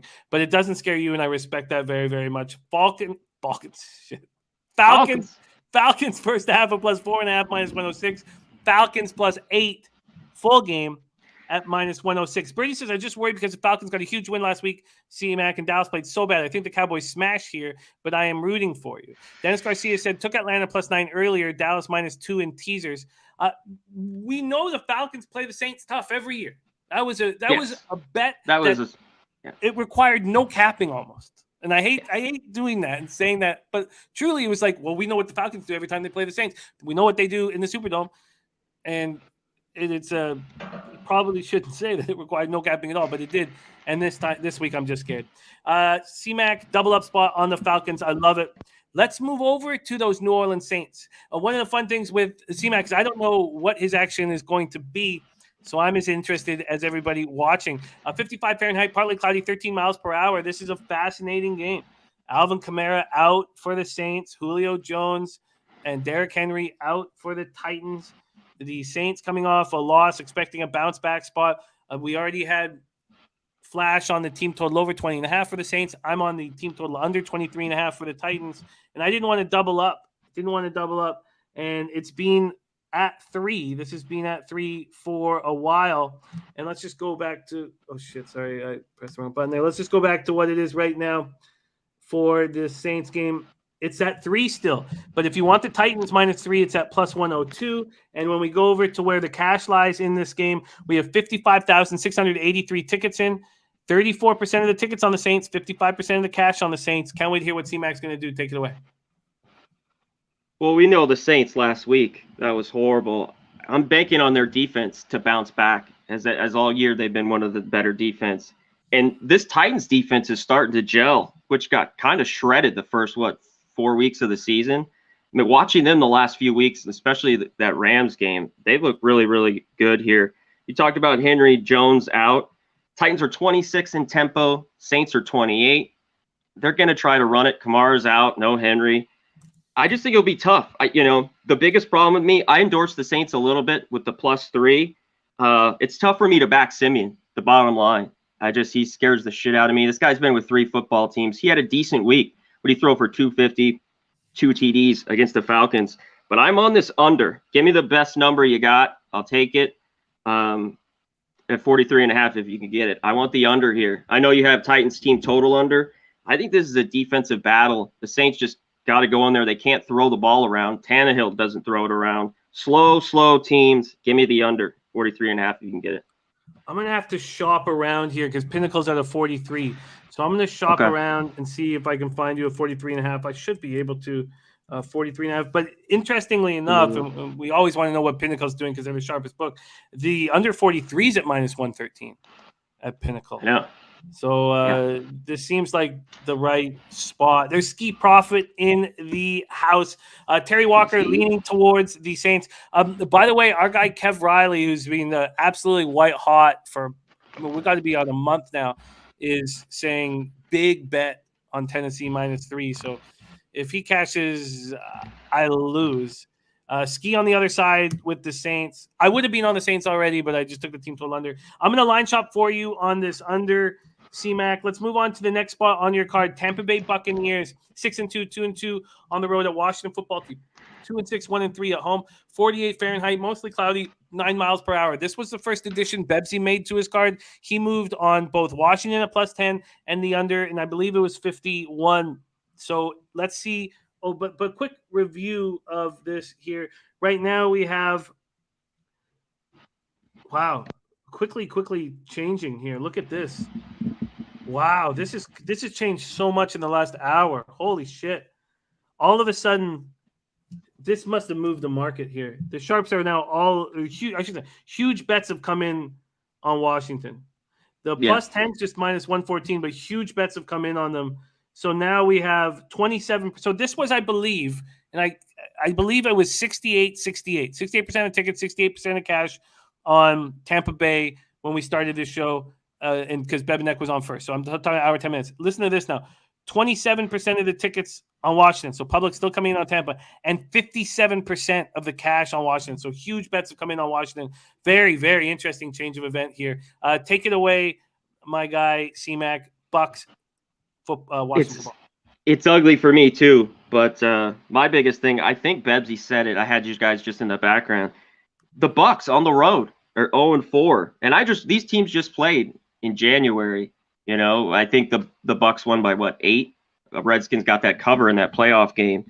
The Redskins have trouble. Their pass defense is horrendous. If they cannot get heat on Brady, it will be a long day. Both teams are off a bye. I'm just banking on the Bucks. That's so bad on the road. They can't get the number. And this is 10 points. This is the ultimate double-digit dog in the NFL. I want, after a shitty season, they're 2-6. I watched that whole Packers game. They moved the ball and just missed field goal, fumble. I mean, they were in the red zone 5 times, and walked away. Well, I think that game was 24-17 or 27-17. I think they're able to score on the Bucks. I don't love the Bucks secondary. They're banged up. I think they can get worked. I think there's some points in this one, but I'm taking the 10. Hold your nose. Double-digit ugly dog. The 2-6 shitty Washington football team at home today. Look, I get it completely. I mean, we have these biases that are in our heads, and one of them clearly is what the Bucs did after the bye last year. This was a Washington or no bet spot for me. Whack Prescott giving us a final score of 24-17 Bucs. AB says I still have nightmares about Heineke in the red zone against Green Bay. That was as angry as I've been all year when Heineke didn't go over the goal line there. Yeah, he saw the player coming. That is the single angriest I've been all year. Okay, so we have a couple of things here. The market's moving so fast towards your under in the Tennessee game. So I can only all the books have moved to 42.5 here. If you can find a 43.5, they've all moved. The ones I see at 42.5. The best I can get you is an under 43 at -113. Hold on, let me refresh. There was a win bet here. One sec. It's yours if you can find it. I think it's just a 43. So we're gonna look there, and then we have Washington +10. Yeah. This is moved to 9.5 at most books. So the 10 I can get them right now is at Pinnacle +10 at -114. +10 at -1. Or sorry, +10 at -114 is the lone 10. And I don't have that 43. Can you beat that? I see it right here. WinBet's the only one that's still with a 43.5. What's the juice? All the rest. One sec. I gotta click it. All right, grab me the juice while I introduce the next game on your card. The next game on CMAX card is 4:05 p.m. Carolina Panthers 4-5, 2-2 at Arizona Cardinals 8-1, 3-1 at home. The big story here is, Darnold looks like he's done for the year. Cam's back, which is wild, but it's PJ Walker who's going to be under center. And from the Cardinals side of things, it looks as if there will be no Kyler Murray and no DeAndre Hopkins. I mean, they're still listed as questionable, but it looks less and less like they're going to be playing. Chase Edmonds' ankle out. Budda Baker, concussion knee. I believe I read on one. Oh, I think he's still just questionable. But Max Garcia, offensive lineman, also questionable. And then from a cash flow standpoint, I just couldn't move on the Panthers, and I should have, because the market is moving. I guess it's been announced. It must have been announced because we have it down to 7.5, and I could have got the Panthers at +9.5 or, +10.5. You could have got +10.5 yesterday, +9.5 this morning, and now it's 7.5. So clearly Kyler Murray's not going to be playing. And even at 10.5, even though I expect Colt McCoy's magic to be over, I was still hesitant. Kevin Rowley got Carolina +9.5, and Fanatical Jim is on CMC anytime touchdown, believing in McCaffrey to get better as the season moves forward. What was the juice associated there? It's switched. It's all good. Give me the 43. Okay. Whatever the best you could get. I have 44, and I have a 44 in this game as well, but I will take whatever the best you can get me. I'm on the under here. Panthers, Cardinals. Break down why you're on it. I will. Yep. Panthers lost 5 of the last 6. This team, they've had 2 overs all year, so I think they're 7-2 to the under. PJ Walker's in. Is at this point though, is he an upgrade to Sam Darnold? How bad he's been? I don't think so. He's horrible as well. They're going to rely on McCaffrey. They're going to run. Colt McCoy is going to do his thing. The biggest thing is the defense. I think Panthers still have a solid defense. I think Arizona, that's been what they've held on all year. I know Kyler Murray, that offense can really go, but I love this Arizona defense. I think they'll be in their grill all day long. So I love the under here. By the way, Panthers haven't cracked 20 the last 3 weeks. I also endorse a Panthers team total under. I mean, that's not official, but I like that bet as well. I love the breakdown, and we can get you a 42. Most books have now moved to 41.5. I know. That's fine. 42. Under 42, and it's just a little bit of extra juice. I believe it's -112.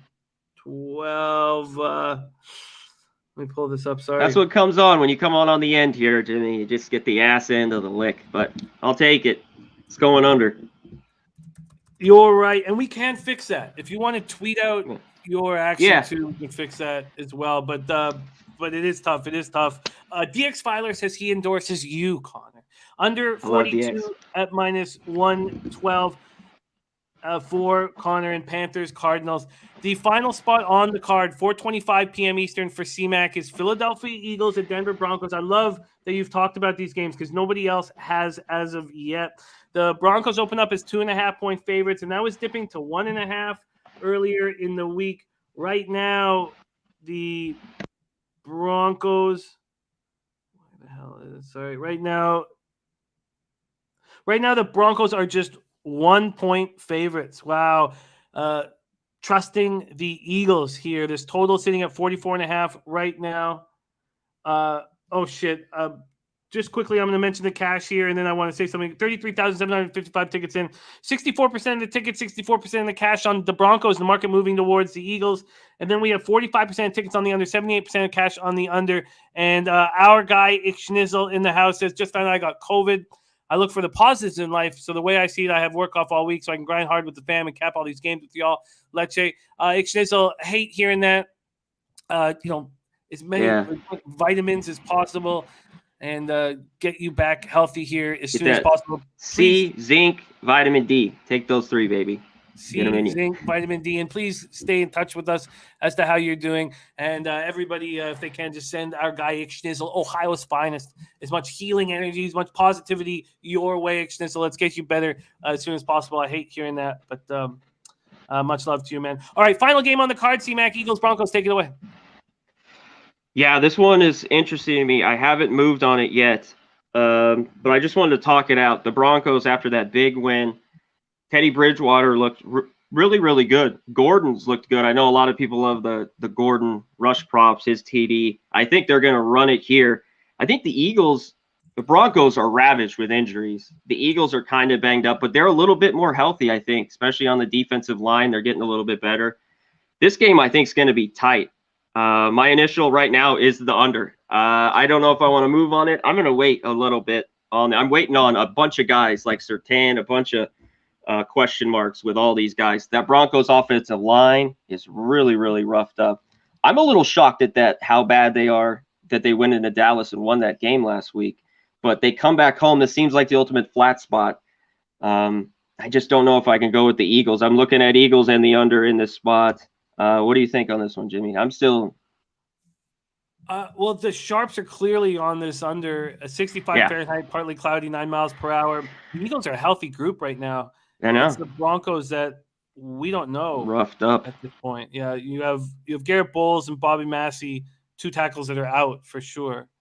But then Surtain and Caden Stearns both out, and they've been very good. Also, an interesting look on this under. Drew Lock's out due to COVID-19, so if anything happens to Bridgewater. But also, offensive coordinator Pat Shurmur is not going to be there. He's not going to be there either. Yeah, he's got COVID, so he's not going to be there. I get this look. So let us know if you do end up moving on it. Again, on this under right now, we have 45% of the tickets on the under and 77% of the cash. This opened up at 45 and initially went up to 45.5. But right now, if you want it, it's at 44.5 at Pinnacle. Yeah, I know. It's already going under. I will message you. I think both teams are going to run rock here, and I like it a lot. So I'll message you if I play it. Awesome. And then I'll tweet it out if you do. John Kilpatrick, thank you so much for the $20 dono, man. It means so much to us here at Pub Sports Radio. We're so proud and thankful to be here with Pub Sports Radio and just trying to give you guys the best content possible. Thank you so much for your support. That means the world. All right, let's review action from CMAC. He's on double up spot Falcons. First half plus 4.5 plus 8. Again, he's giving you the market numbers as we speak. He's on the under 43 minus 113 in New Orleans, Tennessee. He's on Washington plus 10 at minus 114. He's on the under 42 at minus 112 in Carolina, Arizona. And he may be moving on the under in Philadelphia, Denver. Lamont Williams, max bet, Tom Brady passing yards under, and Saints full game under from Lamont Williams. C-Mac, my guy, thank you so much for all your hard work that you do for all the cappers out there. You can catch him on the NCAA basketball show alongside Maxwell Smart, Monday to Friday at 5 p.m. Then he's got the Monday NCAA football breakdown show at 2 p.m. Eastern. And then he's got the big a big Saturday morning NCAA football show. So we love you. Thank you, C-Mac. Oh, wait, bring it back, Jose. Let him say goodbye. We love you, C-Mac. Any last words? No, I got to say, though, later, Jimmy, I'll let you go. I need Ragu's in here. But I got to say that you cracked me up. I just clicked you on before about 30 minutes before I was come on. And the first thing you said was, I took my dad's bets. That shit was hilarious that your dad made those bets and you're like, right into my pocket. I'm not making them. I'm like, perfect. I love it. Crack me up. I just said, he used to do it to his dad, and he made a ton of cash off him. I'm like, why am I sending in your bets? Exactly. All right. Much love, C-Mac. All right. We've come on to our final guest of the show, a legend in low bag circles. We're so happy to have him back in action. He was sick last week, but ready to rock right now. Please welcome to the show, the big Ragu in the house. Ragu, what's happening, my man? Love you guys, brother. Sorry about being a little bit late this morning, but technical difficulties as usual. When I get my hands around that guy that cracked my Twitter account, I'm going to bust him in two. Let's start with that. And number one, if you're taking your dad's bet, give him a rebate when he loses. Send him 20% back for a love donation. You know what? I'm going to send him squad ass zilch. I think that's what I'm going to do. Ragu, squad ass fucking nothing. I did when I heard that bookies were giving 10% rebates. I was like, God, this is incredible. And then I went to my guy. I was like, hey, everyone's giving 10%. And he's like, I'm not. Yeah. All right. Okay, let's get right to work. Ragu, 1 p.m. Eastern, Buffalo Bills, New York Jets. We have sharp money coming all over the Bills. My goodness, 53,502 tickets in, 69% of the tickets on the Bills, 88% of the cash on the Bills. It was 90 about 10 minutes ago. This is wild. Bills, Jets. We talked about the injury issues on each side. They're much more prevalent for the Jets. But the Jets do have, though, 4 guys that are questionable. Coleman, Lawson, Vera Tucker, and Corey Davis all expected to play. We now have a 13.5 on the board for the Bills. Wow. Excited to hear your breakdown here and how you're playing it. Take it away. Yeah, like Connor says, you get in late, you kind of get the shitty numbers, but that's okay. Either way, I'm comfortable in this spot regardless. Buffalo, they had that terrible loss last week in Jacksonville to the Jags. Credit to Jacksonville for playing up to that game. At the same time, Buffalo's defense did their job. It was just maybe as an aberration for Buffalo at the same time, but schedule-wise, you're looking at probably playing 2 of the 3 worst teams in the league back-to-back. So if there was ever a get-right spot for Buffalo, this is the opportunity for them to kind of right the ship, per se. We're talking big double digits. In the NFL, it's a very week-to-week league, as we've seen last week. 4 major underdogs upset outright wins last week. So it can happen on any given Sunday. So you just have to go from one week to the next and just put your axe to the grindstone and go at it. And normally, with my average line that I like to lay as far as picking up units, I know my units are a little bit down this year on the NFL, but, the weeks are going to come where, they're going to average out. And how you do that, you get some plus money units in there to kind of level things off. But in this particular game, we're going to be looking at it. I think it's a pretty decent spot for Buffalo to kind of open up. Mike White, he had that little forearm injury. He's been putting up some solid numbers here. And the only thing that Buffalo might have an issue with is in their secondary, but I think they're going to bring the pressure. They got the league's #1 defense, and I think it kind of gets ugly for this team early and often for the Jets. I think Buffalo is going to eat. I think they're going to eat in a big way. I think the yardage is going to pile up against the Jets defense, which is not that good. So I think Buffalo is going to, they're averaging like 30 points, sometimes 40 points or better. I think they get at least 40 here. I see Buffalo winning by high double digits in this spot. It's a good spot to jump on Buffalo. Even though you're late to the party, I wouldn't lay more than 2 touchdowns, but 13.5, I'd still go comfortable with Buffalo. 13.5. Let's see if I can give you better juice than the -114. Oh, whoa. Oh, no. I can get you 13.5 at -110. So we'll do that. Yeah, I'm good with that. Pinnacle's even pushed it to the Bills at -114 at that. So, but we'll give you the Bills -13.5 at -110. And sharps just seem to be all over that. All right, let's move on to the next spot. One more thing, Jimmy. Let me make this a double up spot, because what I want to do is I want to try to catch up on some units here. I think the Jets will get some points, okay, but I think Buffalo's going to get a lot more. So I think even though the total set like 47-ish right now, what's the total sitting at? It's going up. It's going up quickly. It's at Pinnacle. It's at 48.5. I can line shot, but it's interesting because we still have 54% of tickets and 60% of the cash on the under. Yeah, but, I like the over in this spot too. So lock me in on the over also. Okay, I'm going to see if I can find you a better number here than what is up. So up at Pinnacle. So right now at Pinnacle, that would be an under 48.5. And over 48.5 and minus 101. So maybe I'll see if that's the low juice might work for us. That's fine. So I'm going to shop around there. While I'm shopping, let's take a look at the next spot on the board. We've talked about this game already, but not in a while. I'm happy that we're revisiting it. Cleveland Browns, 5-4, 2-2 on the road at New England Patriots, 49 Fahrenheit, cloudy, 7 miles per hour. The Patriots just 1-4 at home. Tack McKinley out and Greedy Williams possibly out. Damian Harris out for the Patriots. Gunnar Olszewski, a concussion, and Jamie Collins Sr. out. Ramondre Stevenson will play. And then all of the other question marks for the Patriots are expected to play. And the Patriots did activate Trent Brown from the IR.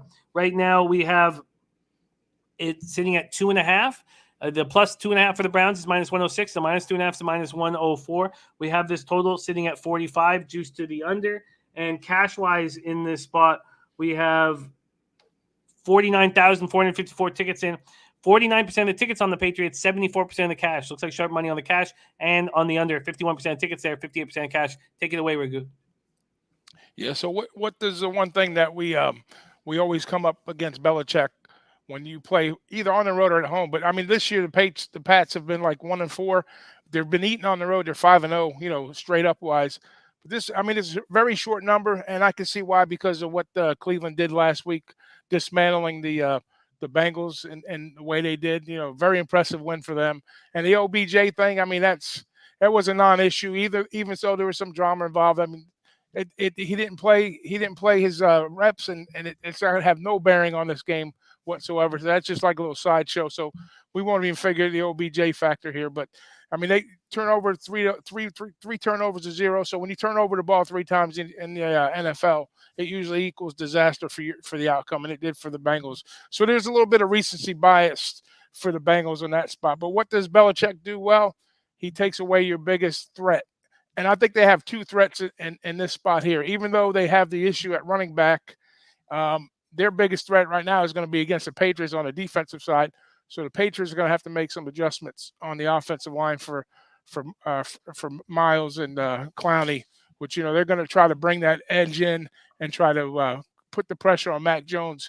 Now, they call him a game manager, call him what you want. I think he's a perfect fit for the Belichick system, and nobody gives a shit, or Belichick doesn't give a shit about winning in September.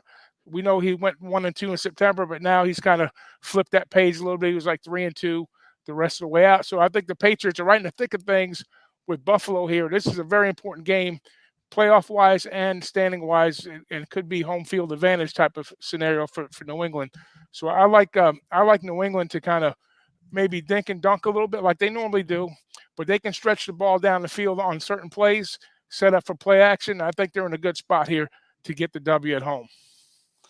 Patriots minus 2.5 available at minus 104 at Pinnacle.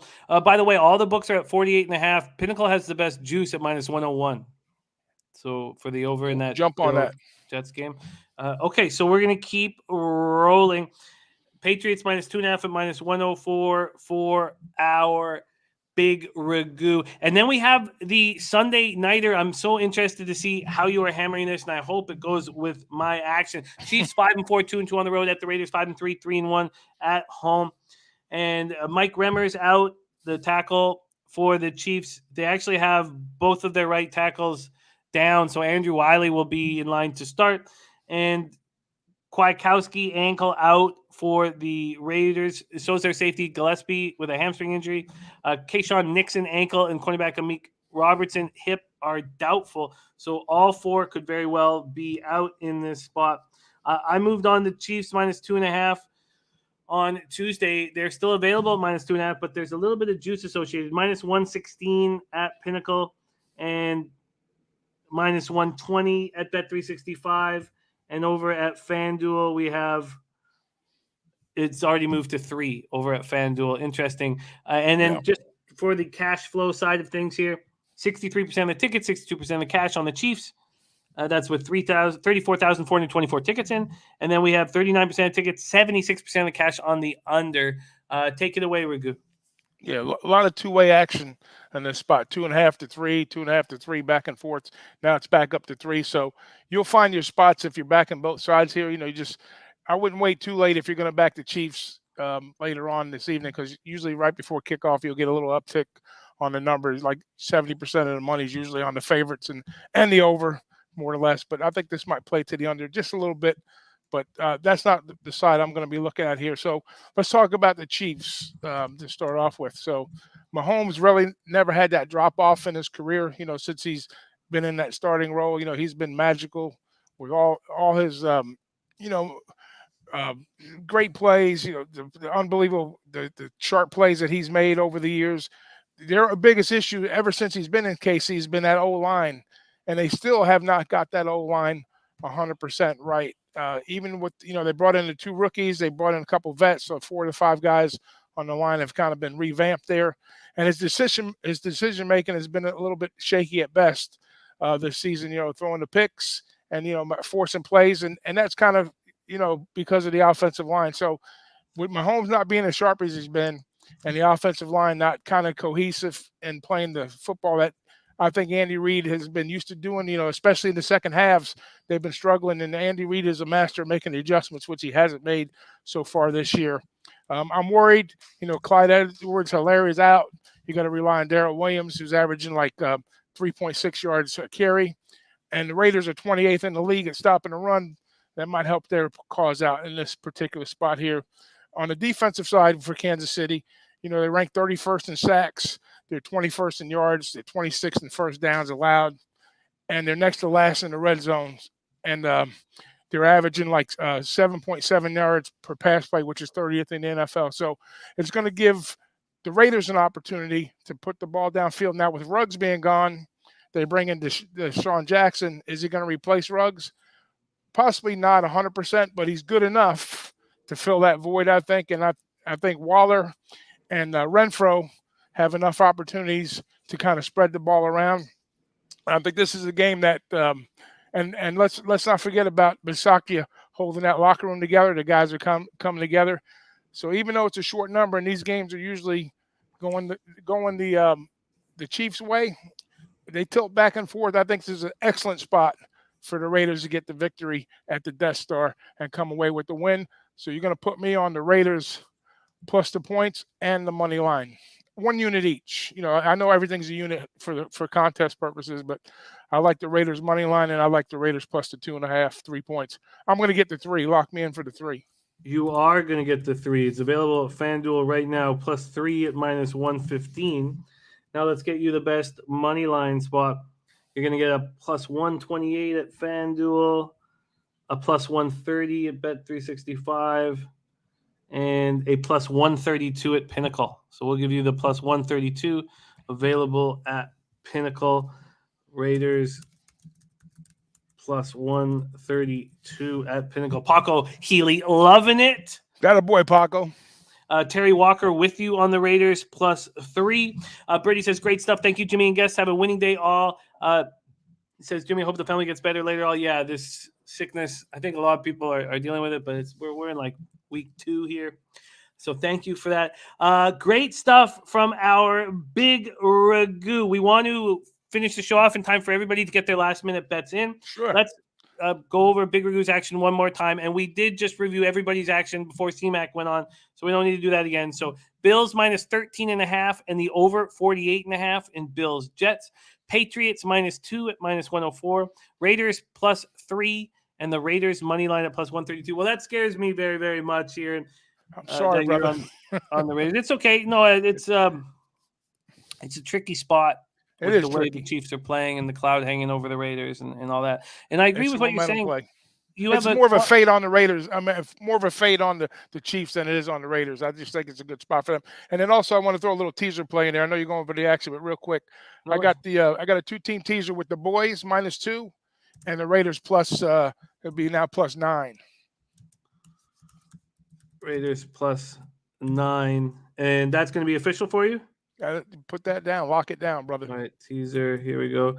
I think that it's important to note that with the Raiders, with the darkness kind of hanging over them, that their new coach Bisaccia is beloved, and Carr is saying all the right things and performing at a high level. So when you have the quarterback and the new head coach kind of, trying to right this ship, there's hope that ship can be righted.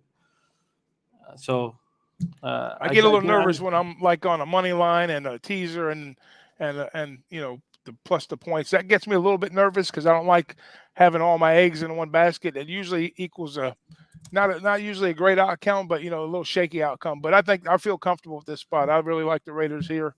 I'm not gonna say it's my best bet of the day, but it's a strong play. I love it. Big Ragu. Thank you so much for joining us. Got to get your Twitter back. We got to get your Twitter back because I want to share with everybody. And you're such a selfless capper. You just care about all of us cashing. So we got to get you back in action. Big Ragu, thank you so much for joining us. Glad that you are feeling better as well, my man. And do you have any last words for these great cappers supporting the show? I'm gonna take a page from my boy Dutchy. Let's knock these motherfucking bookies over the head. There it is, right there. The Big Ragu in the house. Okay, we're 9 minutes till kickoff, so we can do a quick review of all action here. 9 minutes till kickoff. I have 5 bets left. And look, I could have added the Panthers +10.5 last night and Washington +10 last night. But I tried so hard to not add anything because it hasn't been that good for me, and I've beaten these market moves at this point. So we'll see. I'm on Titans team total under 23.5. Colts first half -6. Lions +8.5. Chargers -2.5. Chiefs -2.5. Bebsie is on Cleveland, New England under 45.5. Bills first half -6.5. Detroit-Pittsburgh under 43. Minnesota Chargers over 52. Double up on the Rams first half and full game. He's added Washington +10 and the under 51. He's doubled up on Titans rush props. McNichols over 18.5. Peterson over 33.5. And Henderson over 67.5 rush yards. The biggest stories of the day, quickly, Roethlisberger, COVID, Rudolph going to start. Browns without Nick Chubb, Demetric Felton, and John Kelly, COVID. Kyle Murray and DeAndre Hopkins. There's been nothing confirmed, but the fact that it just went down to 7.5 in the Panthers-Cardinals game tells you Kyle Murray's not going to be on the center. So we're going to see Colt McCoy again. Alvin Kamara out for the Saints, so Ingram will be carrying the load, and Julio Jones is now on IR. So these are the additions that our cappers gave. Or these are the looks that the cappers gave. For Jacksonville Zoe, Browns +2.5 -105. Lions +6 -105. Saints +3 -111. Packers -3 -117. Dad Fan says, Jim, I'm glad you're 8.5 with the Lions, but do you think the Steelers win? Yeah, I do think the Steelers win the football game. Sure, yeah. Then we have from Flash Saints team total over 20.5.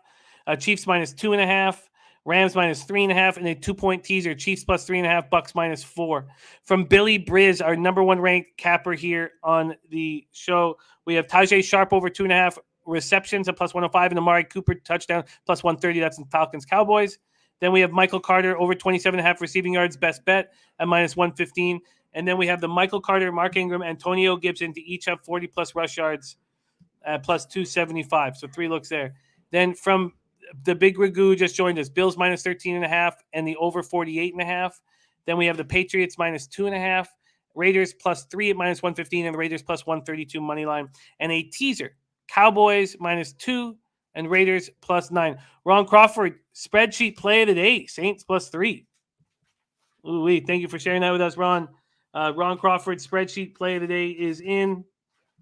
Let's get this here. We go. Copied and pasted. Thank you for sharing that with us, Ron, my guy. And then we have C-Mac. He is on Falcons first half +4.5, Falcons +8, both at -106. The under 43 at -113 in Saints Titans. Washington +10 at -114. The under 42 at -112 in Carolina, Arizona. And he has stayed off the Eagles-Broncos at this point. Thank you guys so much for watching. You guys, the insights, the humor, everything that you bring to the chat inspires us all to try harder, work harder, be better. Thank you for that. Thank you to Jose on the ones and twos, doing a great job producing the show. And on behalf of everybody at Pub Sports Radio, we thank you so much for watching. Now it's time to have a giant Sunday, a giant Week 10. Let's go!